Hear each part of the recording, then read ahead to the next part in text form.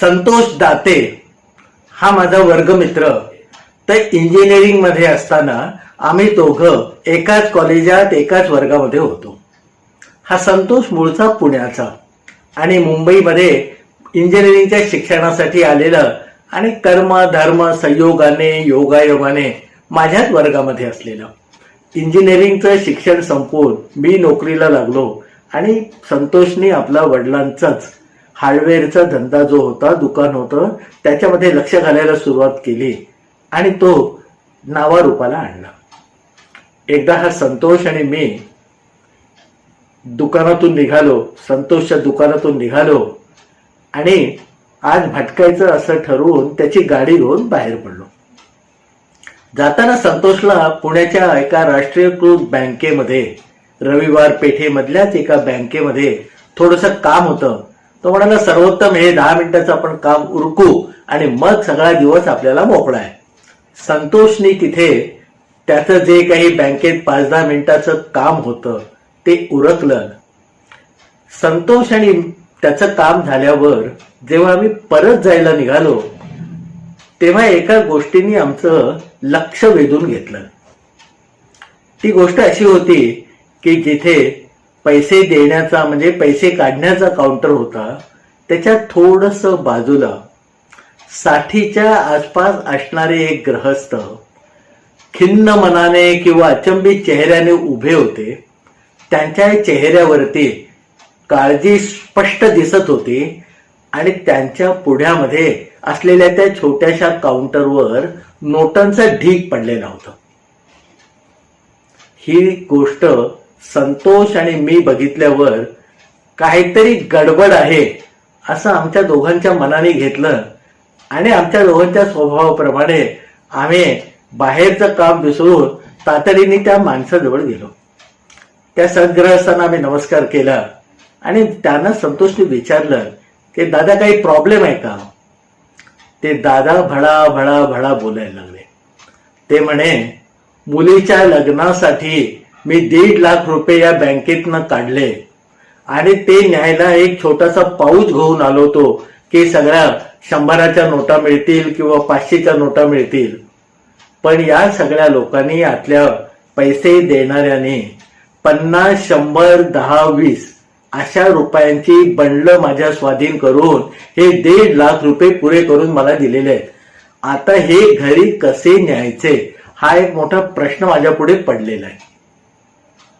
आता बँकेतल्या माणसाने त्याचं काम केलेलं होतं. 1.5 लाख रुपये मागणाऱ्या माणसाला 1.5 लाख रुपये दिले होते. या सद्ग्रस्तांचा विचार असा होता की 500नी जास्तीत जास्त 100च्या नोटा असल्या तर तेवढी पुरेशी पिशवी त्यांनी आणलेली होती. पण सगळ्या प्रकारची सगळी बंडलं करून 1.5 लाख रुपये त्यांच्या पुढे ओतल्यामुळे ते थोडेसे खजील आणि खंतावलेले होते. आम्ही दोघांनी विचार केला की आता काहीतरी करून यांना मदत केली पाहिजे. आता हे सगळे पैसे घ्या, आम्ही तुमच्या बरोबर चलतो असं जरी त्यांना म्हटलं तरी ते पैसे नेण्या इतकी मोठी पिशवी पैदा करणं हे पहिलं काम होतं. आणि तिघांनी त्या काळी एवढी मोठी पिशवी आणि त्याच्यात भरलेले पैसे घेऊन बाहेर जाऊन रस्ता क्रॉस करणं सुद्धा फार कठीण होतं. त्यावेळेला माझ्या मनामध्ये एक विचार आला. मी त्या गृहस्थांना विचारलं की बाबा हे पैसे तुम्हाला उद्या किंवा परवा चालतील का? अतिशय खजील अवस्थेमध्ये असलेल्या त्या सद्गृहस्थांनी पटकन हो म्हटलं. थोडंसं बाजूला घेऊन मी संतोषला सांगितलं की हे गृहस्थांचे जे पैसे आहेत ते आपण असं करूया की यांना इथेच परत भरायला लावूया. पण ते म्हणे, संतोष म्हणाला, कारण तो पुण्याचा होता, बँक पण पुण्याची होती, तो म्हणाला उद्या समजा हे काढायला आले आणि उद्या सुद्धा अशीच बंडलं यांच्या माथी मारलं नाही तर काय करायचं? मग थोडासा आम्ही विचार विनिमय केला आणि मी म्हटलं तू बँक मॅनेजरला जाऊन विचारून ये की बाबा उद्या मला असे 1.5 लाख रुपये काढायचे असले तर अशी म्हणजे 500 रुपयाची बंडल किंवा आम्हाला पाहिजे तसे पैसे तुम्ही द्याल का? संतोषला हे पटलं आणि संतोष त्या मॅनेजरकडे गेला मी एक राखणदार सोबती म्हणून त्या ग्रहस्थांबरोबर त्यांच्या सोबतीला उभा राहिलो. 5-10 मिनिटांमध्ये संतोष आला आणि म्हणाला, मॅनेजरने सांगितलंय की आज आम्हाला फक्त एक रिटर्न ऍप्लिकेशन द्या की तुम्हाला कुठच्या डिनोमिनेशन म्हणजे कुठच्या मूल्याच्या नोटा हव्यात तेवढ्याची व्यवस्था आम्ही करू. एवढं झाल्यावर मला खुश झालं. त्या सद्ग्रहस्थांना सुद्धा निदान या संकटातनं सुटका झाली असं तरी निश्चित वाटलं. संतोषने जाऊन एक परत पैसे भरायची स्लिप बनवली आणि संतोष मधला पुणेकर जागा झाला. तो म्हणाला, सर्वोत्तम, आपण असं करूया, ही सगळी बंडलं आहेत ही आपण सोडवूया.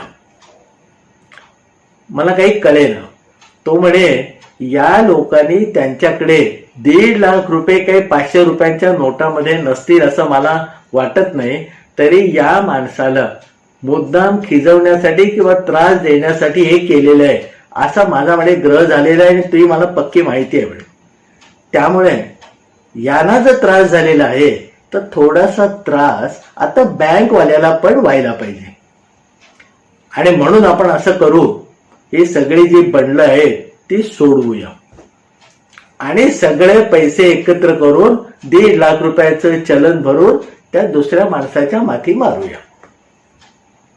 मला संतोषचं म्हणणं पटलं आणि म्हणून त्या ग्रहस्थांना घेऊन आम्ही बाजूला बसलो. सगळ्या नोटा, त्यावेळेला नोटा म्हणजे 100चं बंडल करून त्याला स्टेपलर मारलेलं असे.